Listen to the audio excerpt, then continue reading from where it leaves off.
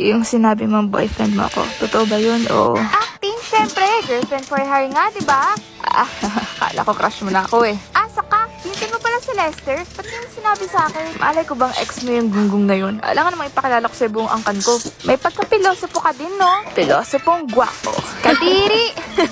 Pinagsiselos niya ba ako? Pinsan ko pa talaga pinatulan niya? Ano ba paki mo? Ba't bothered na bothered ka? Nagsiselos ka ba? Ako? Nagsiselos? Baka ikaw, kung makatingin ka sa kanila parang gusto mong sugudin. Binabaliktad mo pa talaga ako pagkatapos mong tanungin kung pinagsaselosan ka niya? Ay nako Alex, ang ingay mo. Bumaba ka na nga. Bababa talaga! Stop the car! Ba't malungkot ang beshi ko? Para kang timang tumigil ka nga! Oh, choco drink na may ka-partner na. Dun dun dun dun dun dun dun dun. May partner pa din? Ay, bitter na ang beshi ko ngayon. Hindi naman! Pero ang hirap pumasok sa classroom tapos may kita ko silang dalawa, no? Buti sana kung nandun ka eh. Pwede naman ako mag-repeat. Sira! Wala ka talagang kwento kausap eh. Doon ka na nga. Ba't tiniwan ako ng beshi ko? Kuya, nakausap mo na si Kuya Lester o kaya si Kuya Brian? What now? They want to know who wins. Win what? For our bet.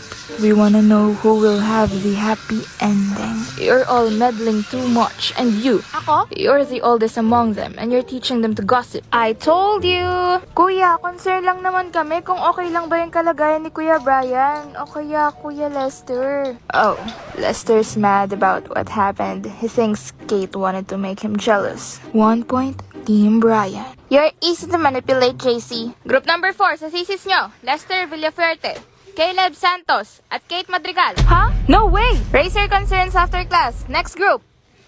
Nasaan si Caleb? Kumukuha lang ng merienda.